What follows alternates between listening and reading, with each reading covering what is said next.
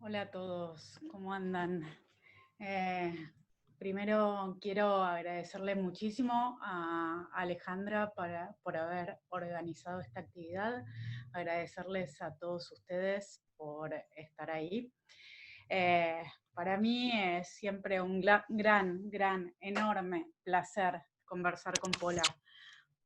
Siempre me hace pensar y llegar a ideas nuevas. Creo que es una de las mujeres más creativas que tiene la Argentina, creo que es una de las personas más creativas que tiene la Argentina. En ese sentido, yo lo que quiero proponer, estuvimos nosotras dos charlando hace un rato, y lo que quiero proponer es un poco una conversación entre las dos, en donde vamos a ir tirando algunas puntas iniciales para, en todo caso, después hablarlo con todos ustedes. En ese sentido, la charla pedía notas sobre el presente, pedía notas sobre el futuro. Yo sé historia, pero también sé que la historia ayuda solo de forma muy limitada, porque si nosotros lo que queremos tratar de pensar es cómo es el mundo ahora y cómo va a ser el mundo después de la pandemia, después de la cuarentena, la salida de todo esto, la realidad es que las pandemias anteriores, las cuarentenas anteriores que hubo, al menos en la Argentina, nos dicen muy poquito como punto de comparación con la situación que está pasando. Digo, si nosotros tuviéramos hoy la cantidad de muertos que tuvimos en las pandemias en el siglo XIX, las discusiones en el espacio público serían otras, pero también es cierto que a lo largo del siglo XX el valor de la vida cambió, los individuos y la importancia de los individuos se modificó enormemente, y también nuestros derechos y nuestras libertades. ¿Qué quiero decir con esto? Las experiencias de pandemias anteriores y de cuarentenas anteriores no nos sirven demasiado, en eso la historia no nos va a dar pistas, pero sí me quiero agarrar de la historia tal vez para el lado más optimista, que es decir, la historia nos ayuda a pensar un poco en el largo plazo. Y me parece que nosotros estamos metidos en una crisis que incluso sabemos que va a ser peor, eh, pero quiero decir que cuando uno mira la historia de forma más amplia, no en los próximos 6 meses, no en los próximos 2 años, de las cosas se sale. Y en este sentido también quiero decir que cuando uno mira estos procesos tan extraños, ninguno de nosotros pensó jamás que estaríamos viviendo, los que estamos al menos en el AMBA, una situación de encierro tan larga y de una expectativa que no sabemos muy bien a qué, ¿no? Porque no sabemos si estamos esperando el pico, no sabemos si estamos esperando la vacuna, no sabemos si estamos esperando simplemente que la inmunidad social sea lo suficientemente alta como para que podamos salir sin tanto riesgo a la calle, pero estamos en esta incertidumbre, encerrados, y es un escenario muy tentador para plantear miradas apocalípticas, porque, bueno, claro, ay, perdón, ahí apagué mi WhatsApp. Estamos viviendo una situación que nunca pensamos vivir, y nos empezamos a imaginar escenarios realmente diferentes, y el apocalipsis surge ahí, ¿no? Y a mí una de las cosas que me llama la atención en estas miradas de fin del mundo es que muchas veces se hacen celebratoriamente. Hay gente que parece que los vive con expectativa, no solo con ansiedad, porque la ansiedad la entiendo, pero sino que pone cuestiones, valores positivos, eh, y empieza a formar una nueva utopía que, cuando la vemos en el caso argentino, yo me tengo que detener y preguntar si estamos hablando de una utopía que realmente es nueva. ¿Por qué? Porque en este mundo que se imagina después el mundo de la pospandemia, ¿cuáles son los elementos, las instituciones, las herramientas que surgen más fuertemente? Yo hablaría de tres: de un Estado paternal, de un papá Estado, que nos va a proteger, que nos va a cobijar, que nos va a dar las soluciones a todos los problemas que nos surjan, que se va a meter en todos los ámbitos diferentes de nuestras vidas cotidianas. También veo un segundo elemento que tiene que ver con la subordinación del bienestar general o el bienestar de la comunidad al individual, es decir, un perjuicio a los intereses individuales en pos de algo que se entiende como un interés general, que claro, acá está la pregunta más obvia siempre, ¿quién define qué es ese interés general? ¿Cómo se define? ¿Quién es el encargado y cómo lo hace? ¿O quiénes son los encargados en el mejor de los casos? Y siempre planteando que cuando se habla de un interés general, en realidad de lo que se está hablando es de algo en singular, cuando las sociedades somos siempre plurales. Entonces, en todo caso, se tiende a confundir lo que es un interés general, que yo llamaría más el interés de las mayorías, con el interés del todo. Entonces, en estos procesos en donde los individuos quedan subordinados al bienestar general, lo que termina pasando es que aquellos individuos que no acompañan las voces mayoritarias o las voluntades mayoritarias quedan sin posibilidad de expresión. Y eso es un riesgo que para mí es complejo.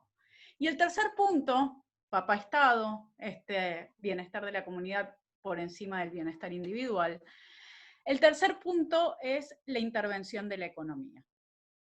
Estamos viviendo el proceso de Vicentín, necesitamos detenernos y hablar sobre eso, pero básicamente lo que yo veo es que esta utopía, esta que es una nueva utopía que se está generando, de nuevo no tiene nada. Porque si yo pienso en este tipo de Estado, en este tipo de subordinación del bienestar general, del interés individual al bienestar general, y en la intervención de la economía, estoy en el modelo clásico de hace 75 años, digo, cambio Bemberg y Quilmes por Vicentín y tengo la misma épica de la apropiación. Entonces, ahí hay una particularidad en el caso argentino, en donde estas ideas apocalípticas y utópicas ya no se detienen a pensar mundos nuevos y diferentes, sino que son más retropías, digo, o sea, es volver a un pasado que muchos creemos que no fue bueno. Y al mismo tiempo se lo hace con muchísima épica, como si se estuviera realmente creando algo distinto, algo que va a torcer la realidad de la Argentina y lo va a mejorar. Entonces, en principio lo que quiero decir es eso, cuando nosotros miramos el presente, lo que es necesario es ver el presente de cada país en particular. Si bien la pandemia es un fenómeno global, me parece que van a salir muy diferente, va a ser muy diferente la salida de las democracias más fuertes y de las culturas democráticas más fuertes, y que en cambio en países como la Argentina, en donde las instituciones son más frágiles, en donde tenemos situaciones estructurales muy complejas, como el porcentaje altísimo de pobreza que tenemos, va a haber discusiones sobre la redefinición del Estado, que ya se están tratando de imponer, que acá quiero que nos tomemos todos tiempo para reflexionar cuál es el mejor Estado, porque no necesariamente más Estado es mejor Estado. Más Estado puede ser mejor Estado si es necesario, pero no per se lo es. Y en la cuarentena estamos viviendo un fenómeno en donde aquellos que sus ingresos dependen del Estado pueden mantener la cuarentena sin ningún problema. El problema lo tienen los que dependen de su trabajo. Entonces, acá hay que pensar qué tipo de Estado sirve para todos, y hay que tener ciertas discusiones que son muy incómodas en la Argentina, que es, por ejemplo, el tema del mercado. Nosotros no podemos seguir pensando en el Estado y no hablar o tener un elefante en el cuarto del cual no nos vamos a hacer cargo, que es el tema del mercado. Porque cuando nosotros hablamos de un mundo justo es una frase maravillosa a la cual todos nos sentimos cómodos apelando, pero si nosotros vamos un poco a el origen de la idea franciscana del mundo justo, va muy unido a un ejercicio populista en donde el mundo justo en realidad no significa necesariamente que no seamos todos igualmente pobres. Por ejemplo, el ejemplo cubano. ¿no? Digo, nadie critica a Cuba en todo caso por las desigualdades internas. El problema es otro. Entonces, cuando decimos más justo, es un elemento absolutamente necesario, y la Argentina tiene un problemón ahí, pero necesitamos encararlo con seriedad, porque si no caemos en un ejercicio populista, nacionalista, de la Argentina cerrada, que nos lleva instantáneamente a la figura de un salvador. Y en esta figura del Salvador es el populismo el que plantea la cuarentena es gracias a Alberto y se están salvando vidas gracias a Alberto, de una forma bastante extraña, ¿no? Hablaban hace unos días algunos sobre un tecnopopulismo, que es una frase que a mí me gustó bastante, porque es como un giro al populismo, a una experiencia diferente que digo, me parece que es interesante porque este no es un gobierno de técnicos. En todo caso, es un gobierno que hace un uso político de algunos técnicos, de algunos científicos, de algunos epidemiólogos, de algunos virólogos, que dicen lo que el gobierno quiere hacer, porque hay otros virólogos y otros epidemiólogos, y todos los que leímos lo que viene haciendo la LEM, tenemos muy claro eso, que están diciendo cosas diferentes. Entonces, lo que está haciendo el gobierno es un uso político muy fuerte para tratar de demostrar que sus decisiones políticas son decisiones científicas que salvan vidas. Y esto me parece que lo pueden hacer dentro de esa figura redentora del populismo. Y para no extenderme demasiado más, quiero sí decir una cosa alrededor de lo que está sucediendo, que es que me parece que se está utilizando un estado de emergencia como un estado de excepción. Y esto, de nuevo, es muy peligroso confundir las dos cosas, porque está claro que el COVID-19 es un estado de emergencia, pero se está utilizando para instaurar, no sé, tal vez es demasiado fuerte decir un nuevo orden, tal vez es asumir que tienen demasiado claro el gobierno lo que quiere hacer, tal vez no, pero lo que quiero decir es, se está usando este estado de emergencia para terminar cristalizando algo diferente que no necesariamente tiene que pasar. Y me parece que se está utilizando el miedo que tenemos como población, que en su lugar virtuoso es la precaución, es el cuidado, pero que en su lugar negativo es la pasividad y que nos lleva durante todos estos meses, desde que empezó la pandemia, a naturalizar ciertas situaciones, que acá también voy a ser un poco antipática en esto que voy a decir, pero que me parece que no son exclusivas del gobierno, sino que atraviesan muy fuerte la cultura política de Argentina, porque escuchar Jujuy para los jujeños o Mar del Plata para los marplatenses, me parece que es algo que como argentinos nos tendría que irritar. Porque la realidad es que el suelo argentino nunca fue pensado para unos sino para otros. Y está pasando, estamos naturalizando por el COVID algunas expresiones que, no sé si llamarlos nacionalismos, provincialismos, localismos, pero que definitivamente nos hablan de determinada construcción de la identidad que no está fundamentada en valores ni hospitalarios, ni solidarios, ni liberales. Entonces, me parece que en ese sentido, cuando nosotros pensamos el presente, lo que tenemos que seguir haciendo, porque muchos acá lo vienen haciendo, es propuestas alternativas que contemplen la centralidad de la figura de los individuos, la centralidad de las libertades, la centralidad de todos nuestros derechos y realmente ser bastante avaros con la cesión de nuestras libertades y de nuestros derechos. ¿Qué quiero decir con esto? Manejar nuestras libertades y nuestros derechos y otorgarlos o resignar a ellos cuando sea realmente necesario. Y no vivir con naturalidad cuando se apropian de libertades y derechos nuestros con una excusa de la necesidad política de la pandemia. Bueno, me parece genial. Hola a todos, ¿cómo están?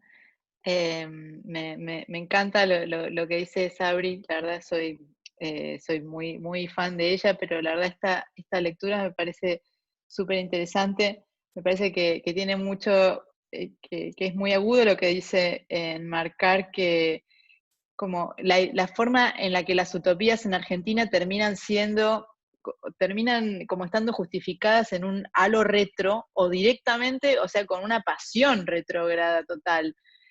Sobre todo teniendo en cuenta que ya no estamos en el mismo país de hace 75 años, ni que el mundo tampoco está ahí. O sea, me parece como muy sorprendente como que no exista un ejercicio de imaginación como interesado en como otras lógicas del valor, en cómo funcionan otras dinámicas, de cómo se crea valor, por ejemplo. Me parece que eso es muy llamativo. Yo leía este texto que sacó bueno, no sé cómo llamarlo, algo que se llama Argentina Futura, que creo que es como una especie de reencarnación de un proyecto que tuvo el macrismo, que también se llamaba Futuro Algo. Entonces, bueno, ahora está, Argentina, bueno, no sé. Y hicieron una publicación que me llamó mucho la atención, como la ausencia total de tecnología ahí. O sea, se hablaba del futuro y sin embargo, digamos, lo que tienen en común todos los textos es la idea de que el COVID llegó para demostrarnos, para abrir la verdad, digamos. La aletheia, la idea griega de la verdad, se revela en el COVID. ¿Y qué es lo que qué es lo que se revela, esa verdad que estaba ahí escondida? Que el capitalismo no funciona, que ningún régimen liberal funciona y que por lo tanto, incluso algunos textos, o sea, se permiten endilgar en el gobierno como la capacidad de visión del futuro, de que ellos ya sabían que el capitalismo no iba a funcionar y se adelantaron al COVID, que es el elemento que vino a comprobarlo.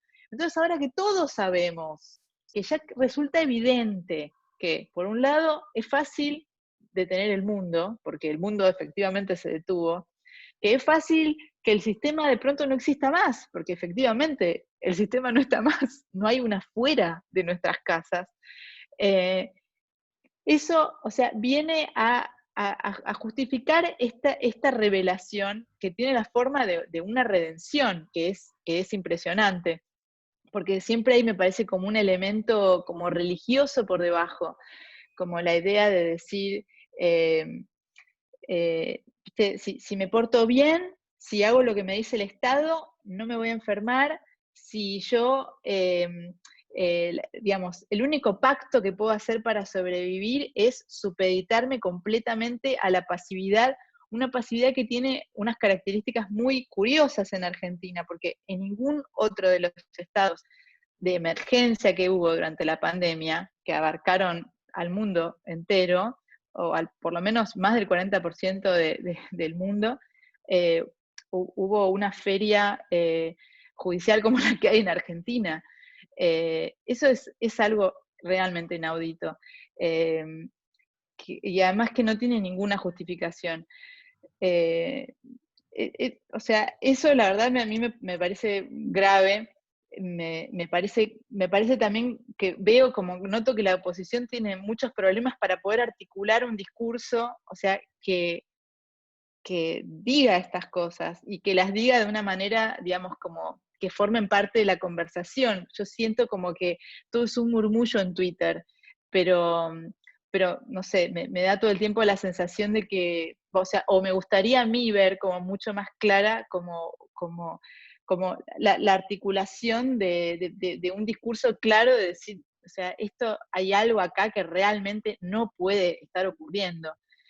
Y si vos tenés, bueno, o sea, esta feria judicial inusitada, y por otro lado tenés una expropiación en una situación también rarísima, porque es evidente que, o sea, no es la función del Estado administrar empresas, no es lo que sabe hacer, no es lo que está capacitado para hacer, es evidentemente o sea, es evidente que es una cuña para poder operar, para poder empezar a determinar precios, para poder negociar de otra manera y presionar al campo, que me acuerdo que al principio de la pandemia, dentro de las publicidades oficiales, aparecían videos como de situaciones agrarias, como hablando de los trabajadores esenciales. Y me llamaba mucho la atención, como claro, el trabajador esencial sigue siendo el campo, sigue siendo, o sea, la idea de la Argentina ganadera, agrícola, y es la que no para de trabajar. Y al final, o sea, es como una especie de figura del esclavo, o sea, porque es la que tiene menos protección, incluso tampoco tiene una protección discursiva amorosa. Parece, no sé, son demasiadas cosas que me sorprenden y bueno, no sé, quería preguntarle a Sabri qué pensaba de esto. Y a Maiten. Y a Alejandra, gracias por invitarnos. Yo quiero quedarme con algo que vos dijiste así al pasar, ¿no? Digo, después de haber leído los diferentes trabajos que desde jefatura de gobierno de lo que vendría a ser el 2030, ahora que no recuerdo bien el nombre, en ninguno se hablaba de tecnología, ¿no? Eso hay un lugar en donde me parece muy fuerte. Me parece que también nos lleva a una experiencia en donde estamos viviendo en otro siglo, estamos viviendo en otros problemas. Digo, en la Argentina los problemas del mundo parece que tienen la frontera bloqueada. Acá el medio ambiente no es un tema. Acá Incluso, exacto, incluso me parece, quiero hacer como un comentario a modo de intersticio de lo que decís. El ensayo cierra con un ensayo de Jorge Alemán, que es un psicoanalista que escribe en página 12. Y yo pensaba, esto es retro incluso en relación al kirchnerismo, o sea, incluso en relación al discurso de Ricardo Foster. El discurso de Jorge Alemán, que viene y te explica economía marxista, y te cita a Kautsky, ponele, es todavía más retro que lo que ya hacía Foster, que dentro de todo, yo qué sé, había leído a Deleuze, le interesaba Foucault, o sea, era como, por lo menos era como, o sea, es como una especie de bar la paz triunfal, y que además es lo que cierra, o sea, esta idea de futuro, o sea, algo que ni siquiera es un ensayo, son como conversaciones con un oráculo, el oráculo psicobolche, y me pareció increíble que al final, o sea, justamente porque está al final y digamos por la manera en la que termina como dando una explicación de todo el volumen, ahí estaba como centrada la cifra de cuál iba a ser la mirada posible del futuro. Ninguna, no hay ningún interés en ningún futuro posible. Perdón, Sabri. No, pero... No sé qué piensan ustedes, no sé si otro lo leyó. Un poco una pregunta que tenía para las dos, que tiene que ver con esto que están diciendo, es ¿cuánto creen que el argentino promedio tiene de adhesión a esto que está viviendo nuestro país en medio de la pandemia, con estas decisiones, o con este estado paternalista por un lado,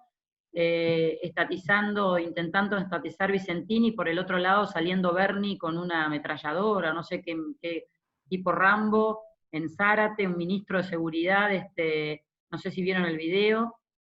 ¿Cuánto creen que el argentino promedio tiene de adhesión a esto? ¿Y qué es el peronismo para ustedes, el peronismo de hoy? ¿Cuál sería la definición que ustedes tienen? Porque, bueno, como dijo el general, todos terminan siendo peronistas. Entonces, ¿qué es lo que piensan ustedes del peronismo y cómo ven a la mí no, Argentina a mí de hoy nunca que me insertan pasó. estas decisiones?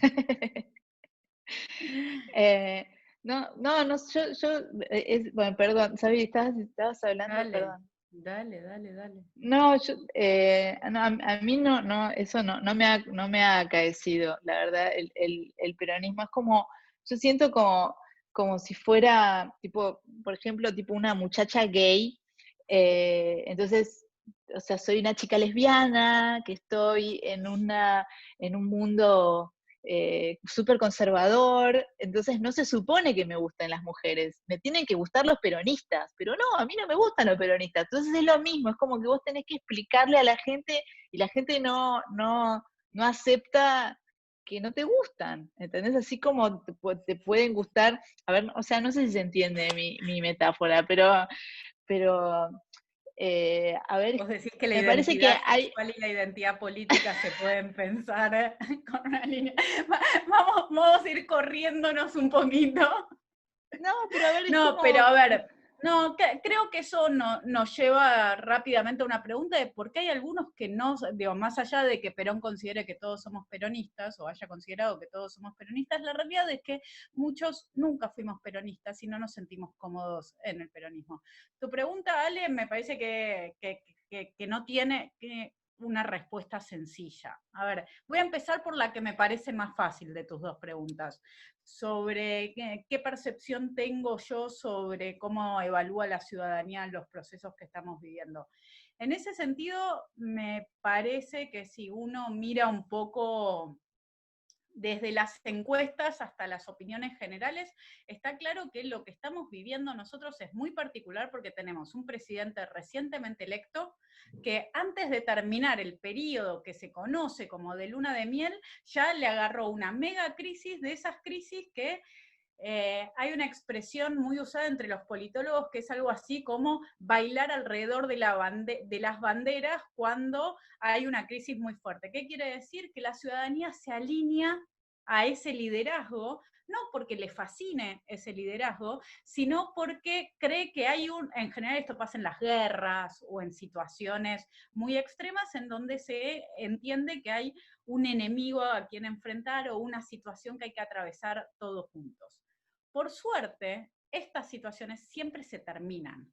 Y ese liderazgo que se tendió a apoyar, incluso quienes no lo votaron unos meses antes, en el caso de Alberto, que tendieron en el comienzo de la pandemia a ver positivamente sus decisiones, la realidad es que cuando va decantando un poco la situación, esos apoyos van desapareciendo. Y tiene también un rebote. Y en ese rebote, que nosotros todavía no llegamos a ese punto, me parece que Alberto puede salir fuertemente desfavorecido. ¿Qué quiero decir? Nosotros ahora estamos teniendo un presidente muy fuerte, que cada vez nos preguntamos menos sobre si es él o sobre si es Cristina. Digo, yo no sé si acá hay muchas personas que creyeron que Alberto era muy diferente a Cristina. Yo la verdad es que nunca pensé que Alberto era muy diferente a Cristina, pero lo que está claro es que no son muchas las personas de acá en adelante que van a poder decir que creen que Alberto y Cristina son muy diferentes, porque el que está gobernando es Alberto, no hizo un golpe de Estado Cristina, no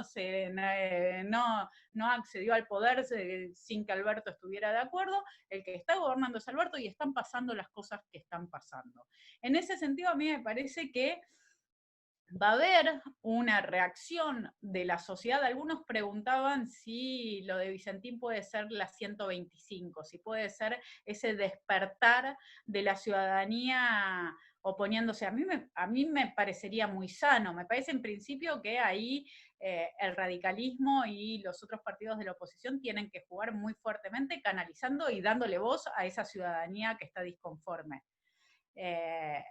Pero al mismo tiempo creo que va a haber un rebote y que hay que saber representar a ese rebote, porque la popularidad de Alberto va a bajar, porque vamos a estar en una crisis, porque todavía no estamos viviendo la crisis que vamos a tener cuando salgamos a la calle realmente, cuando todo se reactive y la inflación se vaya a las nubes.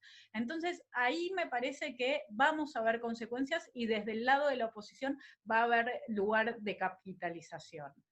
Una situación muy complicada, porque la verdad es que capitalizar una crisis es algo que uno no desea, pero bueno, es también una oportunidad. En cuanto a qué es el peronismo, para mí el peronismo, salvo en algunos periodos particulares, siempre es la liga de gobernadores, una liga de diferentes intereses territoriales que tienden a unirse y a reconvertirse a partir de algo que el peronismo siempre hizo muy bien, que es oler los climas políticos.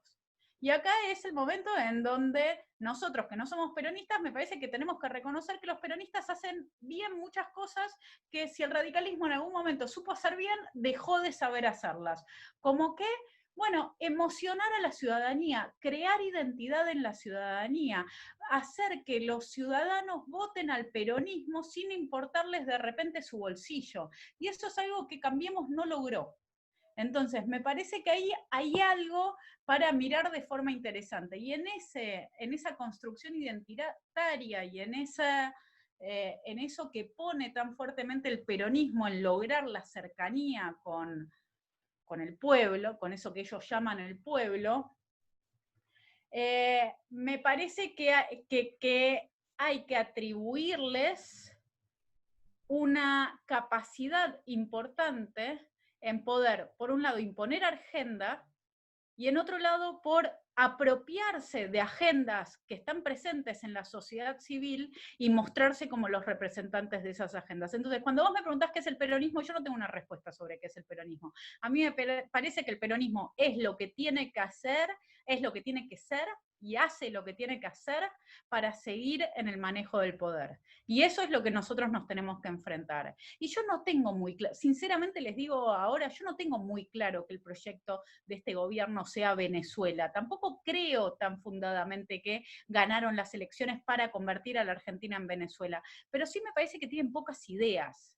Y sí me parece que que muchas veces están siendo llevados por la coyuntura, y que en ese sentido, que del otro lado haya personas y partidos, instituciones que fuertemente le pongan límites al atropello de las libertades, de los derechos y a todo lo que involucra a los individuos, va a ser necesario.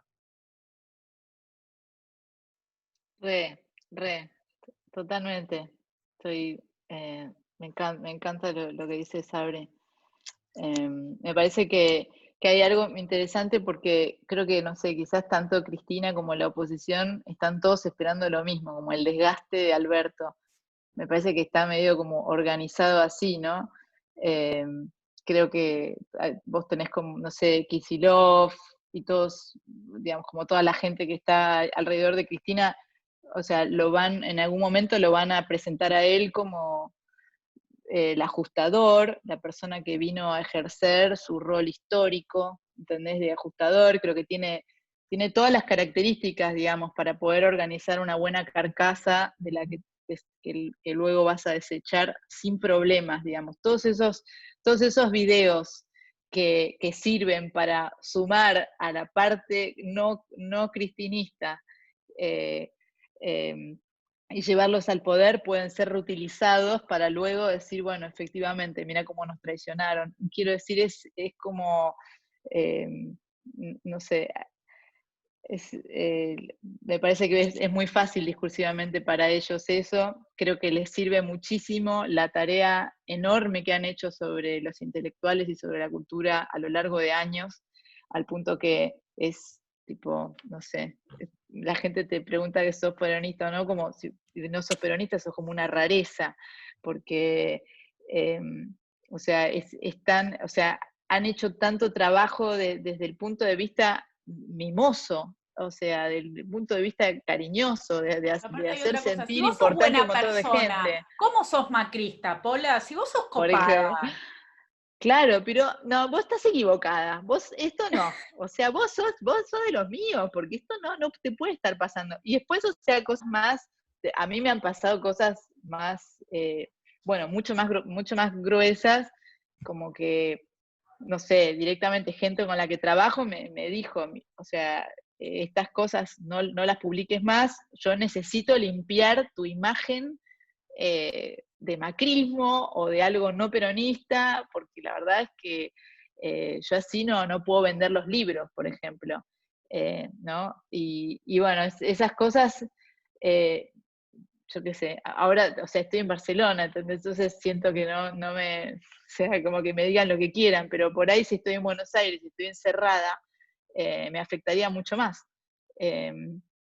Y me parece que hay como un trabajo de bullying muy, a veces sutil y a veces abierto y súper explícito, y como en esa combinación, que en definitiva es una economía de la atención, creo que, bueno, muchas personas se pueden sentir importantes o relevantes, creo que pasa también un montón en el sistema científico, creo que hay un montón de gente que como que no les gusta, no les interesa, pero saben que la manera de sobrevivir es callarse la boca al respecto, o fingir un interés que muchas veces no tienen.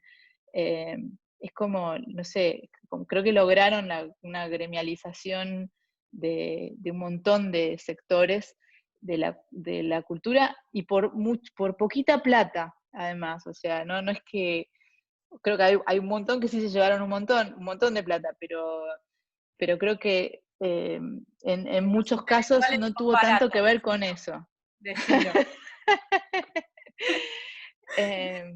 Y eso me da más pena porque veo como administraciones anteriores como la de Macri, la verdad es que se les pasó totalmente la idea de que sí, también había que seducir a los progresistas, liberales, judíos, gente, ¿entendés?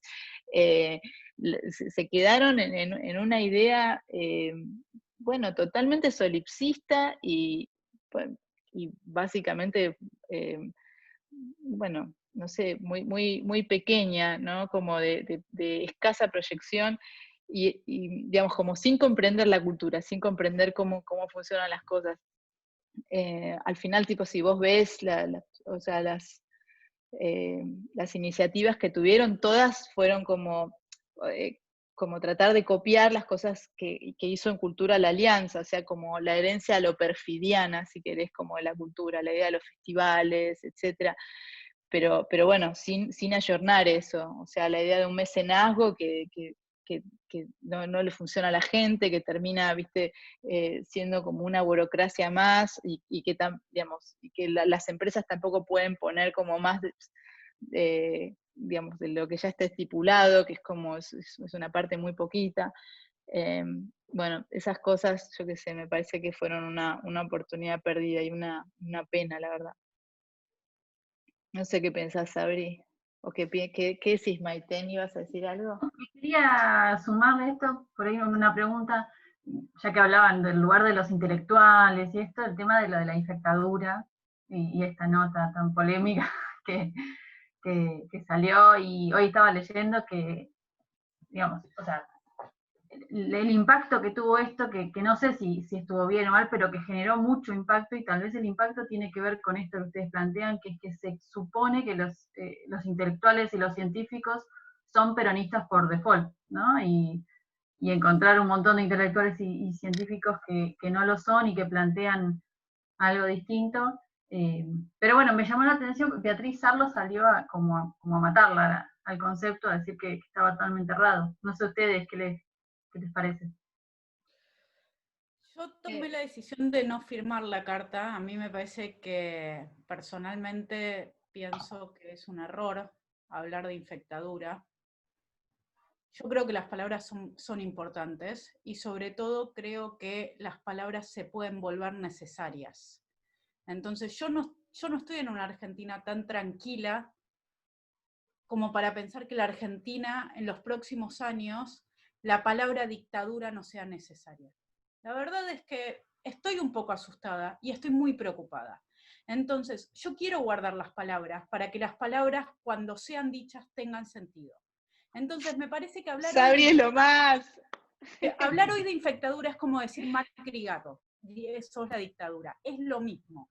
Y cuando nosotros salíamos a decir Macri no es la dictadura, te puede no gustar, pero no es la dictadura, estás banalizando la dictadura cuando decís que Macri es la dictadura, yo digo lo mismo cuando salieron con infectadura. Y entiendo al mismo tiempo que el golpe de efecto fue muy bueno, entiendo que sirvió, que se instaló, que si se hubiera hablado de una salida ordenada, ok, entiendo que es menos marketinero, pero yo hubiera elegido una fórmula en donde se esté poniendo las palabras justas para evaluar la situación. Y no porque le tenga miedo a las palabras, sino porque me parece justamente que hay que cuidarlas y guardarlas para cuando sean necesarias. Sí me parece muy interesante la reacción. ¿Cuál fue la reacción a la carta de infectadura firmada por unos cientos? Una carta que creo que firmaron 18.000. Y eso me parece que habla muy claramente de lo que el peronismo es.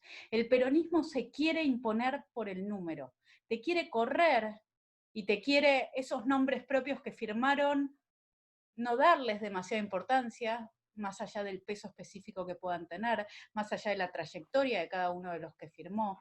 Correrte con el número, porque fíjense, digo, en infectadura circularon muchos nombres, porque había realmente muchos nombres de peso que decidieron firmar eso. Entre los 18.000 también hay muchos nombres de peso, pero al peronismo los nombres de peso no le importa. Lo que le importa es mostrar que son muchísimos. ¿Por qué? Y con esto quiero insistir, porque en realidad no les importa mostrar que son muchísimos, quieren mostrar que son el todo. Y ahí es donde nosotros vamos a tener que salir fuertemente todo el tiempo a decir, no, nosotros somos argentinos, somos parte de esta comunidad política y no estamos de acuerdo. Y se están atropellando nuestras libertades y se están atropellando nuestros derechos. Y hay muchas formas de decirlo antes de decir esto es una dictadura. Entonces, a mí particularmente con el documento me pasó eso. Tengo un poco un sentimiento encontrado porque lo considero exitoso, pero al mismo tiempo me parece que fue bastante desafortunado, al menos el uso de la palabra. Yo tampoco lo firmé, estoy de acuerdo con lo que dice Sabri, no me gusta banalizar la idea de dictadura para nada, pero igual celebro, o sea, me parece que justamente lo interesante es que hayan distintas voces, ¿entendés? Que podamos, que digamos, del lado no peronista, o del lado no oficialista, o del lado no que está adorando cada filmina que presenta Alberto, o sea, que puedan haber distintos matices, o sea, hay gente, digamos, que cree en esta idea, a mí me parece súper válido, o sea, no sé, y hay otras personas que, no sé, que lo vemos con otra sutileza, como lo que plantea Sabrina. Y bueno, y sobre lo que dice Beatriz Arlo, yo la verdad, no sé, me divierte bastante la forma en la que ella hizo tantos experimentos tratando siempre de evitar el peronismo, ¿no? Con la alianza, se disculpó 1000 veces con la alianza, como si hubiera sido un error personal, digamos, el fracaso de la experiencia aliancista, y ahora la veo como en una curva donde ella ya dice, bueno, yo quiero estar con mis amigos están todos de este lado, so be it. O sea, la verdad es como, me parece como que ha dejado de luchar, yo qué sé, le dejó de interesar la idea agonista en el sentido, digamos, que puede llegar a incomodar a los amigos, ¿entendés? Voy a seguir incomodando, pero a los amigos no. Y no sé, me parece que, yo qué sé, que también son, no sé, formas de sobrevivir en Argentina, yo qué sé, no me parece tan, o sea, no es que lo justifico, pero a la vez, o sea, es como que lo entiendo. También entiendo, yo que sé, a la gente del CONICET que están como todos embanderados, porque es la única manera de sobrevivir, es la manera de asegurarte que te aprueben el proyecto, que no te saquen tu bequita del CONICET. Y bueno, por ahí es lo que necesitas, ¿entendés? Porque tenés que alimentar a la gente que está con vos. O sea, se ha creado un sistema tan perverso digamos, que la idea de la como de la objeción de conciencia, o sea, o de la conciencia personal, o la idea de intelectual, se ha modificado totalmente. O sea, digamos, no sé, Es importante esto que decís, porque digo, que vos y yo podamos decir muchas cosas tiene que ver con nuestras situaciones individuales y personales. Totalmente. Y eso es un problema. Eso es un problema. A lo que me refiero es, hay personas dentro del mundo de las letras, hay personas dentro de la docencia y la investigación que piensan parecido a como pensamos. No lo pueden decir. Y sin embargo, no lo pueden decir. Y no abren la boca porque necesitan del reconocimiento, necesitan de la aprobación y necesitan seguir el cursus honorum que nuestras disciplinas imponen. Entonces... Mira, yo recién miraba, se acaba de aprobar acá en España el ingreso vital para universal. O sea, no hubo ni un voto negativo. O sea, ni siquiera la derecha votó en contra, o sea, Vox, que son xenófobos, etc. No sé, digo, un proyecto así, o sea, no está ni siquiera contemplado en Argentina. Y eso sería como una especie de populismo que decís, bueno, o sea, renta básica para todo el mundo. O sea, no es que tengo que estar yo, digamos, chupándole las medias al Estado, ¿entendés? Como que todo está organizado en términos de punteros, digamos, a los que te dan y te devuelven favores.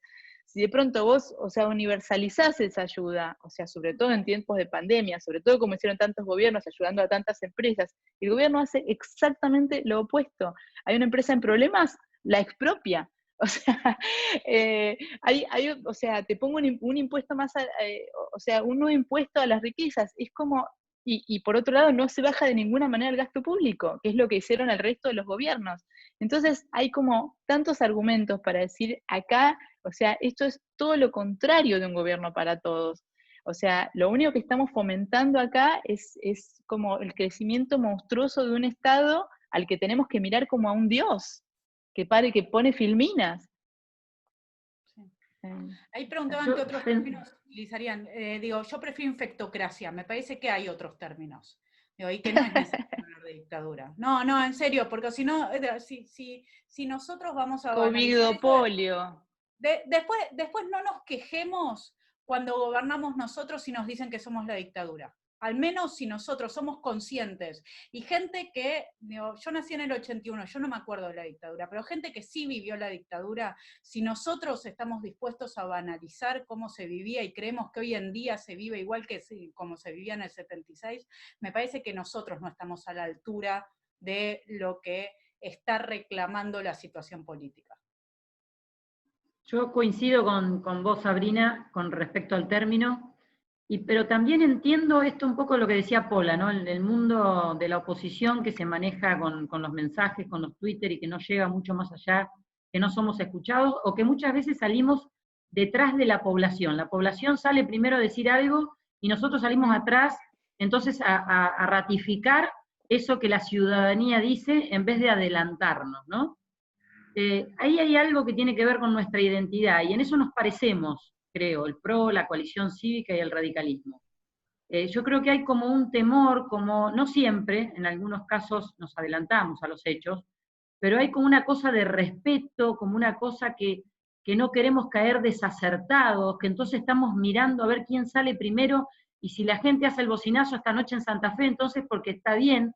Digo, ¿hay algo de eso que ustedes desde afuera vean que pasa? Porque digo, un poco lo mencionó hoy Pola, y vos también, y yo digo, con esa palabra fuerte, que yo coincido en que fue una palabra desacertada, a lo mejor entramos, y si hubiéramos dicho otra palabra, a lo mejor pasaba de largo, como que no sabemos cómo subirnos al ring a dar la batalla, ¿no? Nos cuesta subirnos al ring, parece que para subir al ring hay que ser musculoso, hay que tener unos guantes bien puestos, y hay que saber pegar la primer piña, y es como que en eso hay algo que nos falta. No sé qué piensan de lo que estoy diciendo y si me entienden la pregunta. Sí, yo lo entiendo. ¿Sabes qué Sí. me pasa a mí personal? Ay, perdón, Pola, perdón.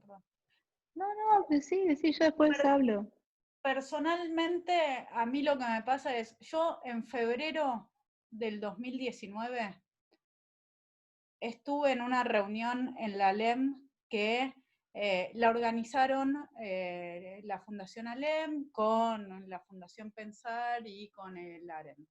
Estaba ahí Cambiemos, pensando un poco la elección del año que viene y pensando un poco, febrero, estoy hablando en febrero dábamos por descontada la reelección.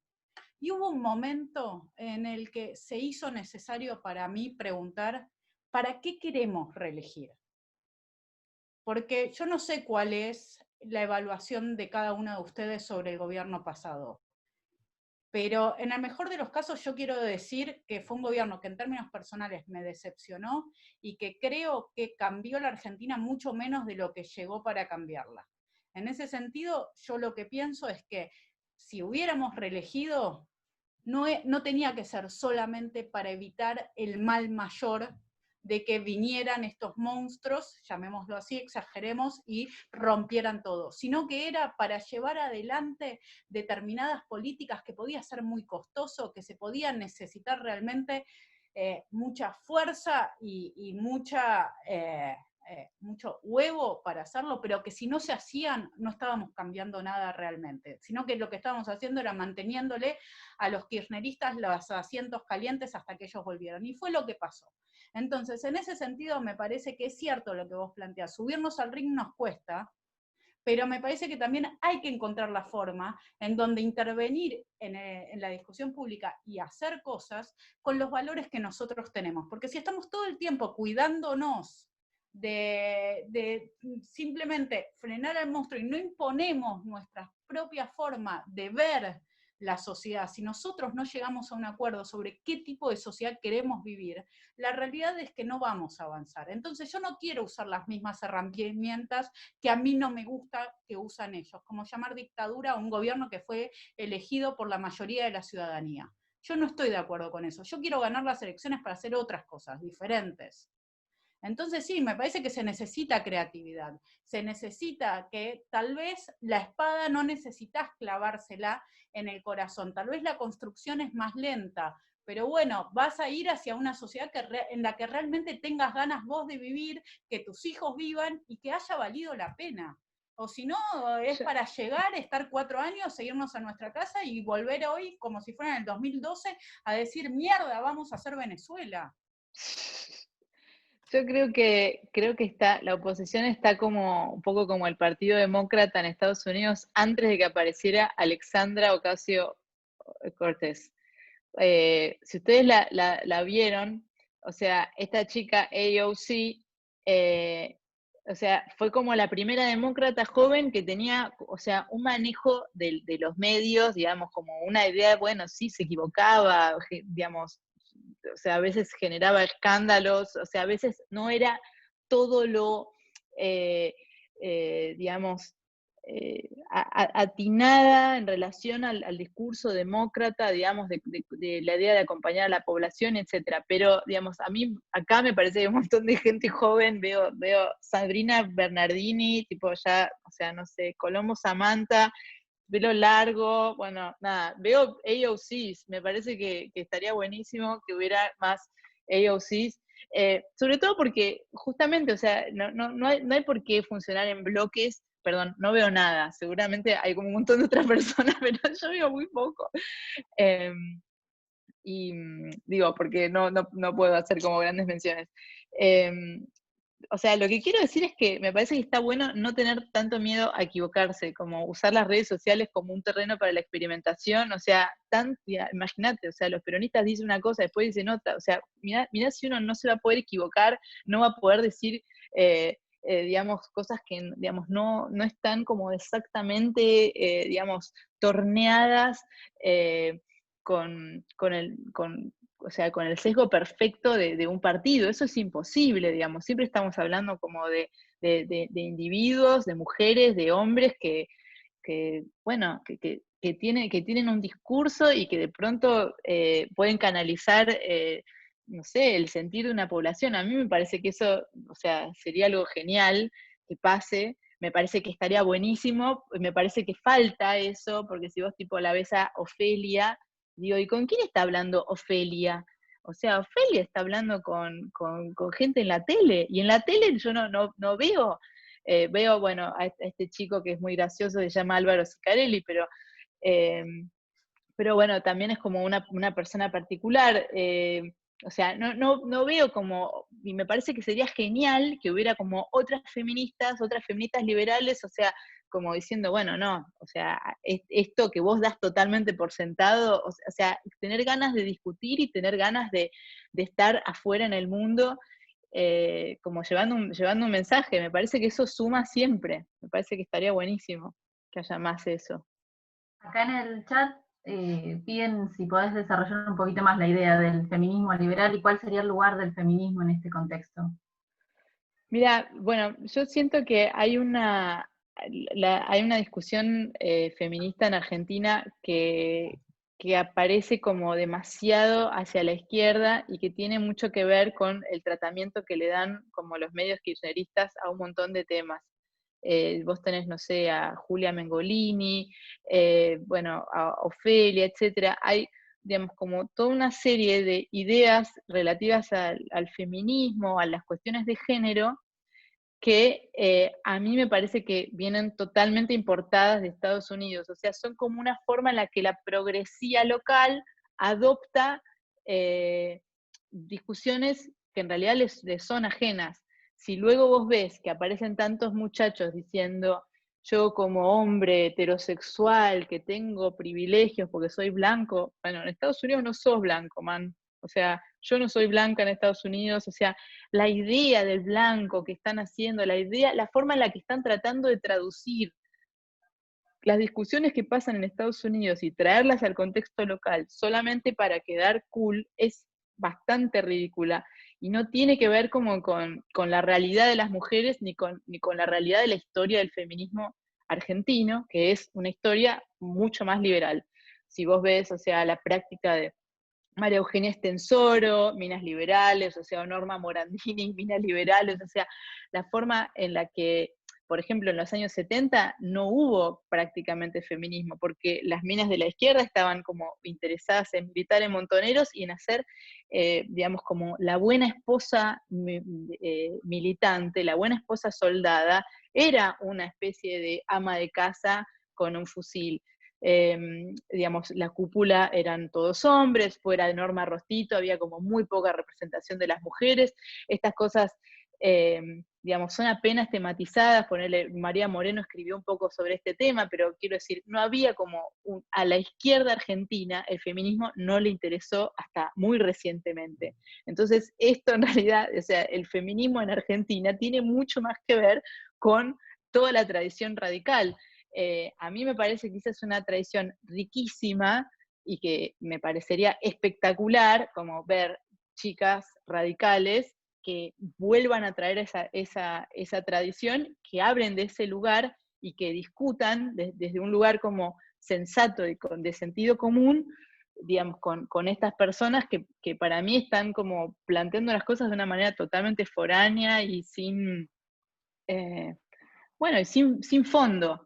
Quiero decir, me parece que hay como una gran oportunidad discursiva ahí, de discusión, de empezar a hacer un engagement distinto con el público, porque creo que hay un montón de mujeres, o sea, quiero decir, las cuestiones de género nos tocan a todos.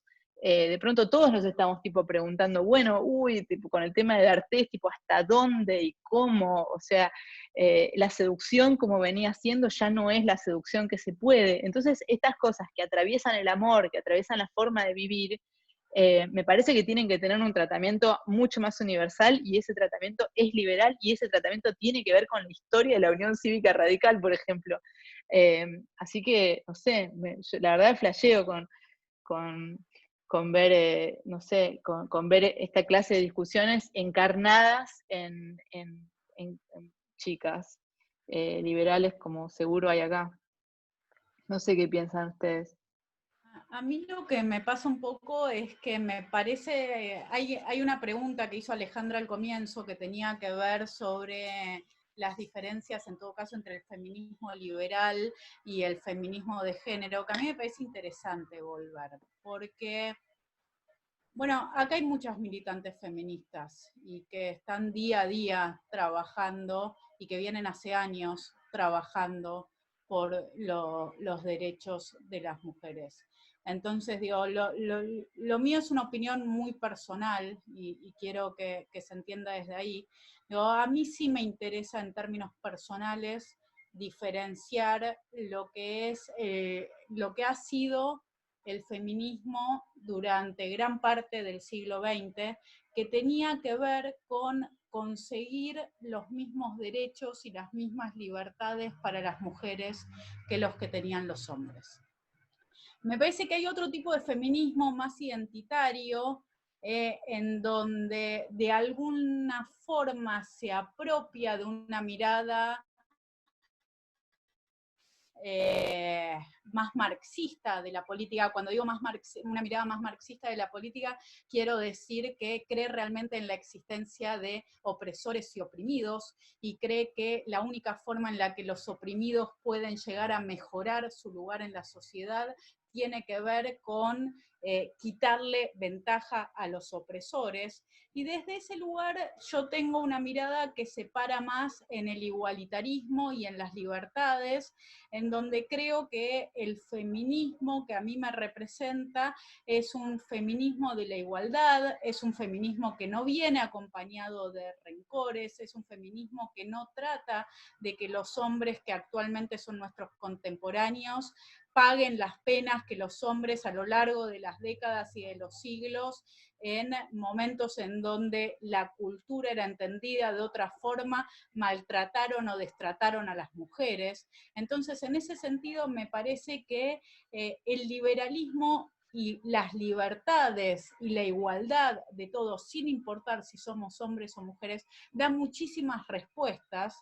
Y yo digo, ahí Paula mencionaba algunas de ellas, y también en el chat salió un poco la pregunta, digo, ¿qué está pasando con el feminismo y los casos de violación? ¿Y qué pasa? Digo, estamos en el medio, tal vez es muy chiquito, tal vez es muy de red social, tal vez es muy de Twitter, pero estamos en un momento en el que está pasando algo bastante complicado, que es que una chica, una cantante, Miss Bolivia, está denunciando violencia de género y aparentemente, no lo sé, las denuncias son falsas, y en ese sentido están saliendo muchas compañeras de ella y muchas feministas a plantear que con sus denuncias ella está afectando enormemente al movimiento feminista. ¿Por qué? Porque el movimiento feminista lo que plantea es, hermana, yo te creo. Y yo en este hermana, yo te creo que hay algo muy positivo, porque a las mujeres a lo largo de siglos se decidió que no importaba lo que dijeran, lo que se creía era la palabra del hombre, pero también en el hermana, yo te creo, está implícito el hecho de que el principio de inocencia, hasta que se pruebe lo contrario, desaparece. Entonces, yo creo que ahí es una tensión que es muy importante, que hay que discutir, que hay que conversar, sobre la que no tengo una mirada ni cerrada ni definitiva, pero sí planteo un problema, porque yo creo que la solución es por el lado del Estado de Derecho. Yo no creo en los scratches, yo no creo en los juzgamientos sociales, y yo no creo que la simple denuncia haga de una persona un culpable. Entonces, a mí me parece que en casos como estos, como el que está pasando con Miss Bolivia y con Manuel Taub, son casos para observar, y a mí, en términos personales, me alegra mucho que haya ciertas resistencias sociales a que cuando una mujer decide, por la razón que sea, aparentemente inventar violencia de género, eso no prospere. ¿Por qué lo estoy diciendo? Porque nos cuidamos así entre todas. Porque si nosotras pedimos que nuestra palabra sea valorada, entonces el compromiso que cada una tiene que asumir a la hora de hablar tiene que ser muy fuerte. Porque al decir cosas diferentes a como fueron los hechos, lo que nosotros estamos haciendo es desprestigiar luchas de muchísimos años y muy costosas, en donde se hizo necesario visibilizar frente a mucha gente, y quiero aclarar algo, estoy hablando desde la Comuna 14 de la ciudad de Buenos Aires. Mi idea sobre el machismo en la Argentina es así de chiquita. Yo tuve que viajar a provincias de la Argentina para darme cuenta que la forma que yo tengo naturalizada de cómo se trata a las mujeres en mi círculo social no tiene nada que ver con las realidades de cómo se está tratando a muchísimas argentinas en el resto del país. Entonces, lo que quiero decir es, me parece que hay un montón para hacer en temas de género, y que para mí el feminismo liberal tiene un montón para construir ahí, toda vez que los reclamos pueden ser de igualdad, y no de revancha, y no de odio, sino simplemente, bueno, un hombre puede hacer esto, una mujer tiene el mismo derecho y la misma libertad para hacer exactamente lo mismo. Y eso tampoco significa que hombres y mujeres somos iguales en todo, porque esa es otra discusión. Pero sí que tenemos los mismos derechos y las mismas libertades. De nuevo, es una opinión muy personal en un tema muy polémico. Digo, no siento que sea muy representativa mi voz en lo que es el feminismo. Por eso yo me siento más cómoda hablando desde el liberalismo y desde el igualitarismo en este sentido. Pero obviamente, toda vez que estoy a favor de que las mujeres tengan los mismos derechos y las mismas libertades que los hombres, hay un feminismo ahí, claro, que entra en juego. Sí, Sabrina, la verdad que es lo que muchas planteamos. Lo que pasa que, como bien ahí mencionaban algunas de las chicas en el chat, es un territorio que está dominado por el feminismo este que vos mencionás como de izquierda, y mucho más extremo. Pero bueno, sí, por lo menos en mi caso yo coincido con todo esto que vos estás planteando, y muchas de las chicas ahí coincidían en el chat. Y siguiendo con esto, digamos, de tu posición y de que esto, de lo liberal, tenemos otra pregunta que nos hacen: ¿qué lugar debe tener la tradición liberal en la oposición política argentina? Pregunta Manuel Terrades. Abre, vos tenés que decirlo. Yo soy liberal, yo creo en el liberalismo, también creo que nací a veces en el lugar equivocado, en una sociedad que no valora tanto las libertades como yo. Yo a veces siento que tengo un rechazo muy fuerte a cualquier tipo de autoritarismo y que en cambio la sociedad argentina se banca bastante más que yo, al menos, grados de autoritarismo. Y en ese sentido, a mí y no estoy hablando de solamente por su historia con las dictaduras, ¿no? Me parece que decisiones arbitrarias o de hecho pisar las instituciones cuando no es necesario, me parece que hay un montón de cuestiones que no son problematizadas por la mayoría de los ciudadanos que no responden a sus preocupaciones primarias. Es algo que yo pensé durante muchísimo tiempo, que hablé con muchísimas personas, yo creo que tiene que ver en gran parte con nuestra historia. Nosotros tenemos una herencia española, tenemos una herencia cristiana y hoy tenemos cierta conformación conceptual que marca nuestra vida. ¿Qué quiero decir? Mi modelo puede ser un liberalismo anglosajón en donde yo como ciudadano elijo asociarme con otro ciudadano para tratar de solucionar los problemas que entre nosotros vemos, a ver, problemas locales, digo, hay una plaza que hay que reparar, bueno, yo tengo bastante ese espíritu de, bueno, juntémonos los del barrio y vayamos a reparar esto. Un espíritu más comunitario que desde Sarmiento hasta acá muchos no tuvieron. En nuestra dirigencia política, en la que se trató más de recurrir a un Estado paternalista que nos solucione cualquier problema que pueda surgir. En ese sentido, yo creo que el liberalismo tiene respuestas para dar a la Argentina, pero un gran problema que tiene el liberalismo y que siempre tuvo el liberalismo es que el liberalismo es muy diverso. Somos muchos los liberales que pensamos cosas muy, muy, muy distintas entre nosotros. Y yo no tengo nada que ver con alguien que cree en la libertad extrema de mercado.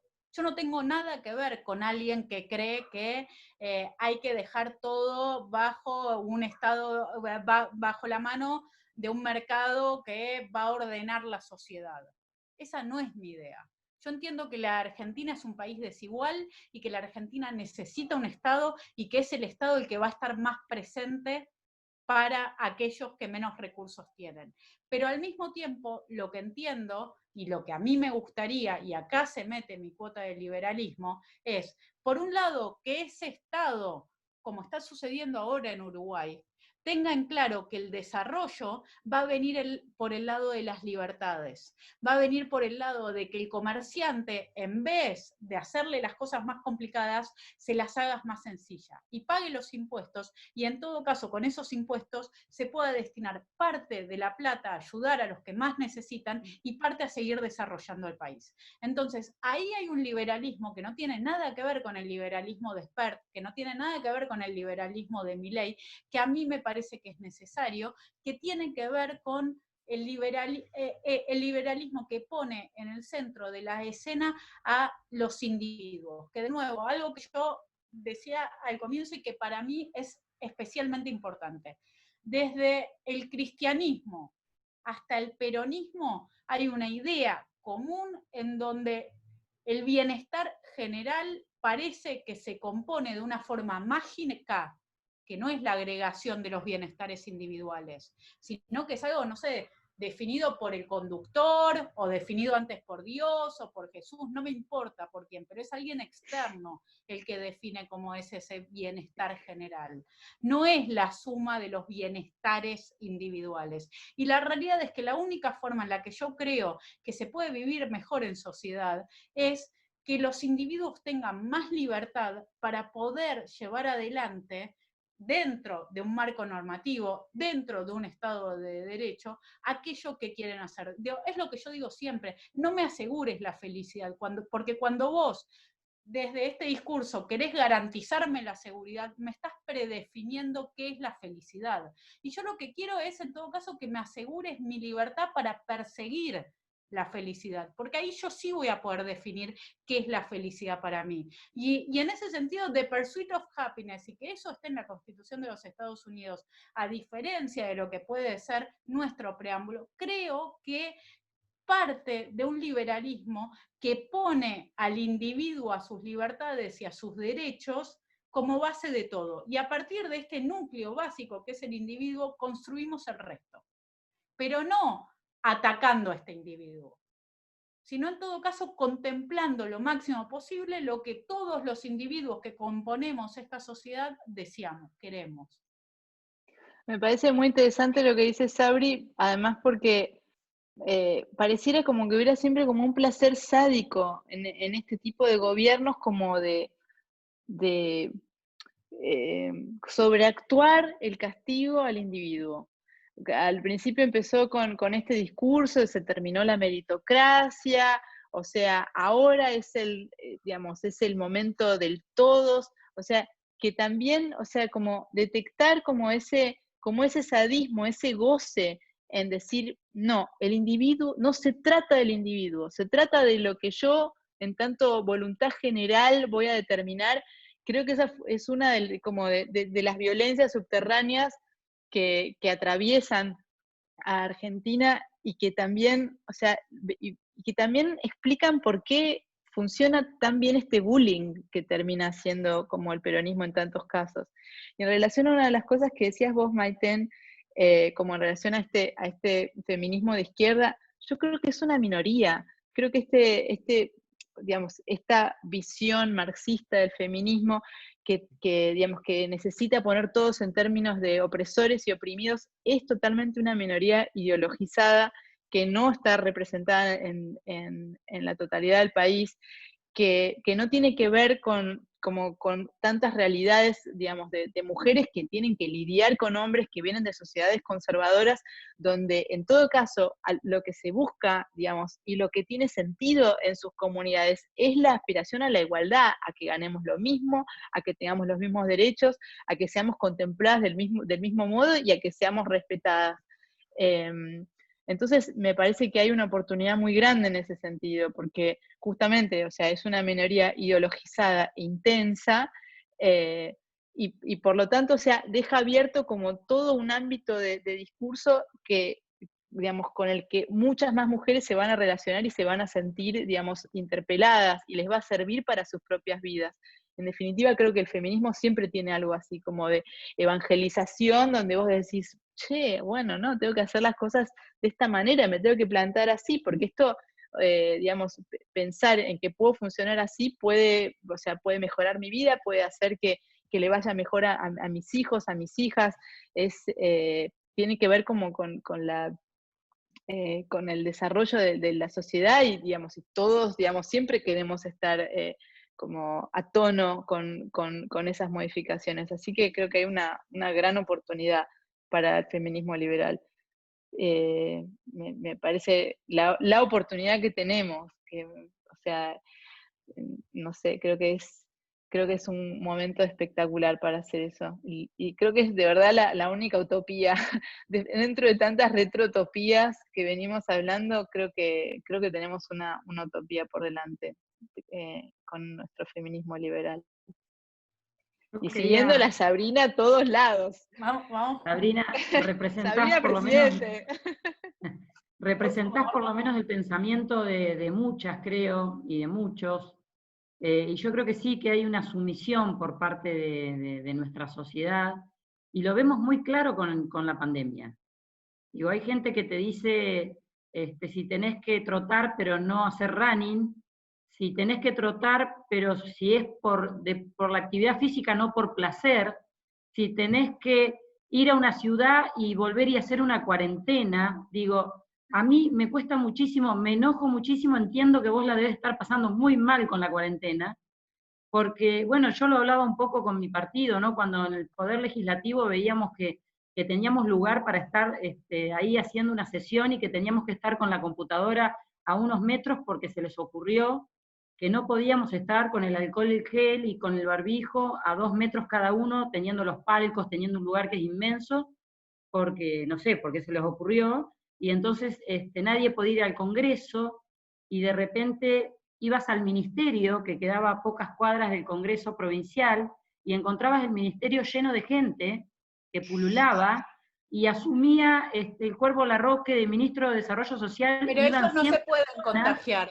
Hay algo de una columna muy linda de Pola en ese sentido, que la conversábamos juntos, y ellos son los reyes taumaturgos, a ellos no les afecta las enfermedades. No, yo estoy de acuerdo con vos. Yo me rebelo muchísimo con eso, me enojo muchísimo, y creo que es el enojo de muchas, pero hay mucha parte de la sociedad sumisa, que acepta las reglas, que acepta que trote sí, pero running no, que acepta que ir a La Plata sí, pero a media cuadra del Congreso no en el Congreso. Y bueno, y realmente en eso creo que en esta oposición, y creo que toda la coalición, somos tan respetuosos, entendemos tanto o defendemos tanto la democracia, creemos tanto en un Estado de Derecho que no se vaya a alterar, que no vaya a haber riesgo, nunca hicimos disturbios, nunca amenazamos a esta democracia. Entonces me parece que somos tan correctos que a veces nos fumamos, digamos, una situación de sumisión total, porque cuando vemos disparates, la verdad que yo lo he dicho como médica, son disparates. Nadie puede decir si uno puede correr con una cuestión de que sea por la salud o sea por una cuestión de placer, cómo se van a meter en el pensamiento. Bueno, y la verdad que esto enoja y enoja mucho, y en esto algunos la llevamos bastante peor a la cuarentena que otros. Obvio, no, yo quiero dar un pasito más. Ahí Lilita decía cuarentena para la oposición, y dije, claro, no, es el sueño máximo del gobierno, que es mejor que eso. Pero quiero dar un paso más, porque no solo creo que la sociedad acepta bien eso, creo que gran parte de la sociedad se siente muy cómoda poniéndose en rol de policía, denunciando al que ellos creen que está haciendo algo mal. Es una locura, digo, ¿por qué? ¿Por qué creemos tan fuertemente, por qué aceptamos tan fuertemente que cada uno de nosotros tiene la capacidad de decidir sobre a dónde corre, cómo corre, qué compra, nuestro vecino? ¿Qué somos? ¿En qué nos convertimos? Digo, en términos humanos lo digo, el que hace eso. Edificios en la ciudad de Buenos Aires en donde se ha decidido, en donde la administración del edificio ha decidido que no pueden entrar invitados. Y cuando digo invitados, digo también, por ejemplo, hijos que van a cuidar a personas mayores. ¿Qué rol tiene la administración de un edificio por encima de la Constitución Nacional? Y lo que quiero decir, la administración del edificio puede hacer eso porque todos los que viven, o la gran mayoría que vive en el edificio, se lo permite, porque si no, rajan a la administración.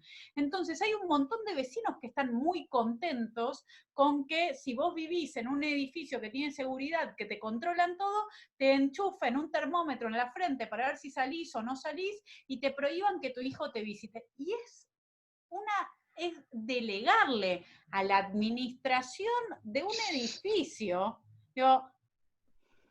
un poder sobre mi frente, sobre la capacidad de ver a mi vieja, o de lo que sea, que es una locura. ¿Por qué aceptamos eso con naturalidad? Bueno, ayer apedrearon a la casa de una señora que era positiva para COVID, y en el otro caso, en Junín, le quemaron la camioneta a un trabajador que contrajo COVID, digo, ¿no? Bueno, yo creo que también ahí el Estado tiene una responsabilidad porque inoculó un miedo, un terror, un pánico, cuando el ministro de Salud sale a decir que vamos a tener cadáveres apilados, y ahí se mezcla un poco el terror, el miedo y el rol de policía que sale de cada uno de los seres humanos que habitan este suelo, ¿no? Y ahí hay un combo que es fatal. Totalmente. Totalmente. ¿El enemigo es el COVID o es el vecino que pobre se enfermó? Estamos todos locos. ¿Cómo no podemos diferenciar eso? La otra vez leía uno de los artículos de Pola que hablabas del Estado como super yoico, y el super yo, una de las características que tiene en su instancia castigadora es que cuanto más le das, más te pide. y esto es un poco también lo que, cuando yo leía esa nota me acordaba de eso, y es así en tanto acá en mi edificio nos pasó esto que vos estás contando, Sabrina, nos pidieron datos, nos pidieron, y nosotros no les pasamos nada, y no pasó nada, porque no tienen poder para pedirte datos, para ejercer ese lugar. Pero bueno, somos nosotros mismos también los que alimentamos a ese poder superior que no está habilitado por nadie más que por nosotros. Me copa lo que decís, es verdad, como el monstruo es algo que se alimenta, como, y es nuestra responsabilidad darle de comer o no. O sea, es inaceptable la pasividad. Salvo que nos guste. Porque ahí, bueno, listo, ¿no? Cambiemos la conversación. Aceptemos que nos encanta que nos controlen, aceptemos que nos encanta que nos limiten, aceptemos que nos encanta tener a alguien diciéndonos permanentemente qué hacer y cómo hacer las cosas, y bueno, la charla es otra, digo, la verdad ahí pierdo yo. Pierdo yo, que a mí no me copa nada, que nadie me diga cómo tengo que hacer las cosas, bueno, listo, perdí, porque hay un lugar en donde las decisiones se toman mayoritariamente. Pero blanqueemos esa discusión. Pongámosla en estos términos, ¿estamos de acuerdo? ¿Hasta dónde nos vamos a dejar invadir nuestra privacidad? Sí, sí. ¿Creen que en el mundo post pandemia va a haber alguna reflexión en cuanto a esto? ¿Nos vamos a dar cuenta con el diario del lunes de esta situación para aquellos que no se dan cuenta hoy?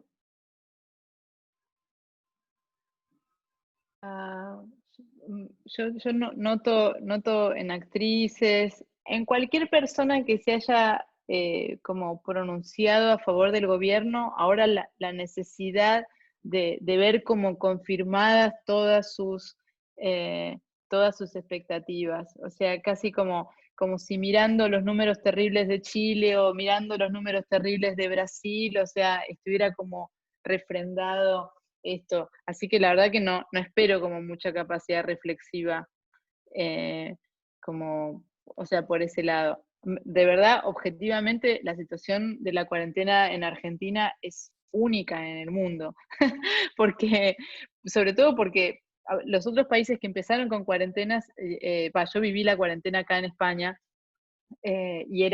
y sí, fue terrible porque justo, digamos, la gente ya estaba contagiada, la idea de la cuarentena era pasarla para que, digamos, bueno, instituir ahí la distancia social, etcétera, para que hubiera menos número de contagiados, etcétera, y después empezar a abrir, a ver cómo funcionaba, teniendo en cuenta que iban a estar como ya preparadas las UCIs, preparado el sistema sanitario como para una segunda ola o etcétera. Y yo no veo que esté pasando eso. O sea, entiendo por supuesto que es mucho más precario el sistema argentino, pero me parece increíble generar una cuarentena para después esperar un pico. O sea, es como, o sea, si ya instituiste una cuarentena y una cuarentena larga, o sea, me parece difícil la idea de que esperar que el pico se dé del mismo lado que se dio en otros lados, y simplemente, o sea, esperar a que, digamos, como a querer replicar una experiencia alargada en el tiempo para el caso argentino. O sea, me parece que es algo que simplemente no, o sea, no está bien calculado. O sea, no sé si me explico lo que digo. Totalmente, totalmente. Bueno, ahí Lilita Puig en el chat decía algo de, ¿cuándo empieza la pospandemia? ¿Cuándo empezamos a hablar de que la pandemia empieza a pasar? Y me parece que hay una pregunta que es re interesante ahí, y te voy a tirar algo de lo que hablamos 1000 veces. Yo una de las cosas que descubrí en esta pandemia es algo que vos me trataste de explicar y como mi cabeza es un poco dura, no me termina de entrar del todo, pero que entiendo que vos tenés razón, que yo estoy equivocada, que no lo entiendo, pero que entonces me esfuerzo para llegar hasta ahí. Yo lo que descubrí en esta pandemia en relación al control y a cuánto nos dejamos controlar nosotros como individuos, tiene que ver con que somos todos o la mayoría de nosotros completamente analfabetos. ¿Y acá qué quiero decir? Digo, Sarmiento se preocupó muchísimo en la Argentina, los que vinieron después de Sarmiento se preocuparon muchísimo porque todos nosotros sepamos leer y escribir, y no importa si podíamos pagar una escuela, no podíamos pagar una escuela, y el ciudadano necesitaba saber leer y escribir. Hoy en día, me parece, al menos yo, y supongo que también muchos de nosotros, sufrimos otro tipo de analfabetismo en el que cada vez que nosotros usamos una aplicación en nuestro celular o cada vez que entramos a una página web, le estamos dando un montón de control y un montón de información a quien sea sobre nosotros. Y me parece que, yo ¿por qué digo que lo estoy aprendiendo en la pandemia? Porque bueno, estamos usando el Zoom ahora, el Zoom nos dio algunos aprendizajes en ese sentido sobre cómo todo lo que pasa a través de acá, de privado, no tiene nada, por más de que seamos solamente 2 personas. Y es algo que, de nuevo, la traigo a Paula a la conversación porque ella viene diciéndolo hace muchísimo. Nosotros prestamos mucha más atención, o algunos de nosotros prestamos mucha más atención a la forma en la que nos puede potencialmente llegar a controlar nuestro estado, que la información voluntaria que nosotros le damos, y acá hay una diferencia, porque digo, claro, sí, Facebook me lo bajo yo y acepto yo, y no leo nada de todo lo que estoy aceptando, y yo sigo pensando que el encargado de mi casa sabe muchísimo más de mi vida que Facebook, pero obviamente estoy equivocada, y es un error mío. Entonces digo, a mí me parece que si nosotros en serio queremos dar en el 2020 esa discusión sobre cuánto control vamos a tolerar, necesitamos pensar en el Estado, pero necesitamos pensar en otra cosa que personas como Paula vienen insistiendo hace mucho, que tiene que ver con lo que voluntariamente le estamos dando a las aplicaciones y a todo el mundo conectado. Sí, bueno, no sé, yo estoy mirando un poco el app Cuidar de la provincia de Buenos Aires, no sé si ustedes se la bajaron. Sí, yo, por ejemplo, yo trabajo en un hospital público y me obligaron a bajarla, y lo que hice es le desactivé la ubicación. Buenísimo, eso es fundamental.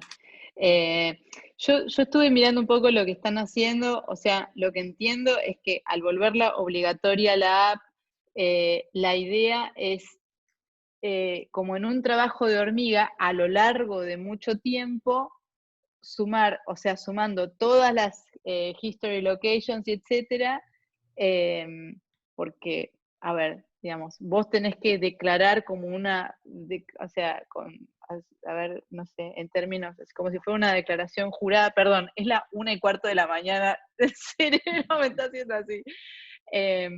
Vos tenés como que declarar tu estado de salud y eso tiene como un estatus de declaración jurada, ¿no? A eso lo O vi, sea, hace unas preguntitas, sí, decís, no tengo fiebre, sí, no tengo esto, papá, y está bien, eso, claro, en muchos casos tampoco tiene ningún valor porque en el caso de COVID, como digamos ya está siendo visto, la mayoría de las personas jóvenes pueden, por ejemplo, ser portadoras del virus, pero no tener ningún síntoma. Entonces, digamos, si eso no va acompañado de testeos masivos, no tiene valor. Entonces, en realidad, yo creo que lo que están tratando de hacer es, tengo todos los datos de todas las personas, tengo todos sus movimientos, y luego, digamos, cuando tenga una masa crítica de enfermos, eso me va a permitir hacer el contact tracing, de decir, vos estuviste acá cerca, digamos, tratar de hacer lo que hace China, o lo que hizo China. El problema es que como no hay testeos, o sea, va a haber, o sea, los datos en rigor, digamos, es como una especie de excusa genial para tener una relación totalmente invasiva con la privacidad en una aplicación que es obligatoria y que todo el mundo tiene que tener en su teléfono. No sé. Ahí aclaran que no es obligatoria, pero también digo, no, porque está Manuel Terrades acá, que tal vez tiene... No es obligatoria. Yo leí por eso, no sé. Claro, dijo no en es un principio obligatoria, pero uno debería andar con un escribano en el auto, porque en el control te la pide, o sea, te encontrás con una discusión con el señor Te la piden. del puesto, le mostrás el papel y te dice, no, me tenés que mostrar la aplicación. y vos decís, no, pero no es obligatorio. Bueno, es una discusión que es más fácil tener la aplicación o un escribano, ¿no? Entonces ahí pasa. Sí. Prefiero dar la discusión. Cada viaje es discutir con la policía que ya tiene el libreto y que te dice, pero yo tengo esta circulación, o yo digo, yo soy legislador y le muestro el carnet de diputada y me dicen, pero la que maneja tiene que tener la aplicación. No, no la tiene que tener. Y bueno, y así estoy 5 minutos peleándome con la policía en cada entrada y en cada salida pero no es obligatoria. Además, no todo el mundo tiene por qué tener un celular y poder bajar la app. Mostrarlo. Exactamente. No, pero y yo lo eso que ya... tengo entendido es que no es obligatoria, pero que en principio sí se intentó, o al menos distritalmente se quería que fuera obligatoria, ¿no? Kicillof dijo que iba a ser obligatoria al principio, y después Sí, se sí. desdijo, como tantas veces dijo y se desdijo. Bueno, entonces ahí también me parece que nos tenemos que, de alguna forma, dar una palmadita en la espalda, digo, porque nuestra acción y nuestra oposición a que nuestras rutinas puedan ser absolutamente traqueadas, también ayudó a que eso no terminara siendo obligatorio. Sí, sí, ahí hubo un trabajo de diputadas nuestras nacionales, de Karina Banfi, de diputadas provinciales, bueno, de Manuel también, Karina, Juan Belvis, Sandra París. Hubo un trabajo interesante que empezó de alguna manera a viralizarse también y a correr, y bueno, y se desdijo el gobernador de que esta app iba a ser obligatoria.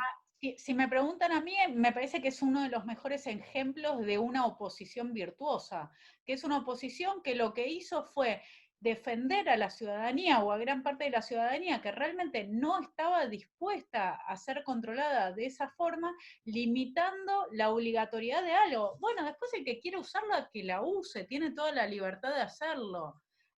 Digo, y así como hablábamos que a mí no me copaba tanto lo de infectadura, digo, esa es una forma de oposición que me parece que contrasta enormemente con la forma de intervenir para que las políticas públicas sean mejores, ¿no? Como ahí vemos dos contrastes de cómo ser oposición.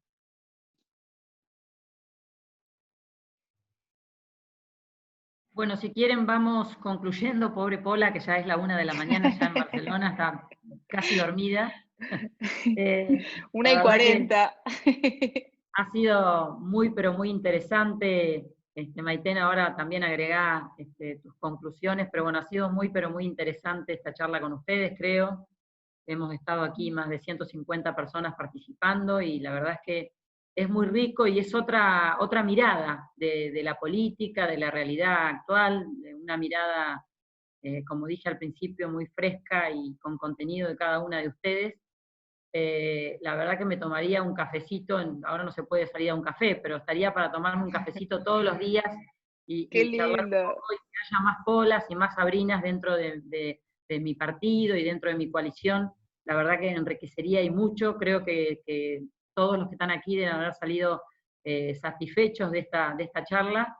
Y bueno, espero que nos volvamos a encontrar. No sé, Maiten, ¿qué más querés decir? Y agradecer, por supuesto, a todas las personas que nos acompañaron hoy. No, buenísima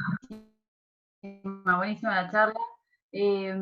A mí algo que me preocupa de toda la situación de pandemia es que todo esto puede quedar como una situación muy traumática para mucha gente, pero bueno, yo soy psicóloga, entonces los psicólogos sabemos que los eventos no son traumáticos en sí mismos, lo que los hace traumáticos es muchas veces no poder significarlos, no poder entender lo que nos está pasando y no poder hilarlos con nuestra historia. Y me parece que actividades como estas, con personas con ustedes que nos traen una mirada fresca y distinta, nos permiten pensar qué es lo que está pasando y nos permiten encadenar este evento, este suceso, pandemia, cuarentena, para que tenga digamos, una resolución menos traumática y un poquito más anecdótica. Así que muchas gracias. Bueno, yo invito también a todos a que la lean, a Pola en perfil, que la sigan, ya que vamos a usar las redes sociales para lo que tienen que ser, que no es para perseguir, sino para poder enriquecerse. Entonces sigan a Sabrina y a Pola en sus Twitter, en sus opiniones, porque la verdad que nos viene muy bien a todos. Así que agradecerles a las dos, agradecer al Comité Provincia, creo que por ahí está también el presidente, Daniel Salvador, que escuchó muy atento, a vos, Fernando, que estás ahí desde la parte técnica, a Lilita, que también vi por ahí, María Luisa también, Storani la vi por allí, y bueno, y tantas de ustedes, hombres y mujeres, que creo que compartimos un momento muy bueno. Así que muchísimas gracias, Sabrina, muchísimas gracias, Pola, y bueno, Muchas gracias. esperemos vernos Gracias. presencialmente pronto. Muchas gracias a ustedes y a todos los que estuvieron. Gracias, Pola. Gracias por la invitación. Fue un placer, un honor. Gracias. Chao. Chao.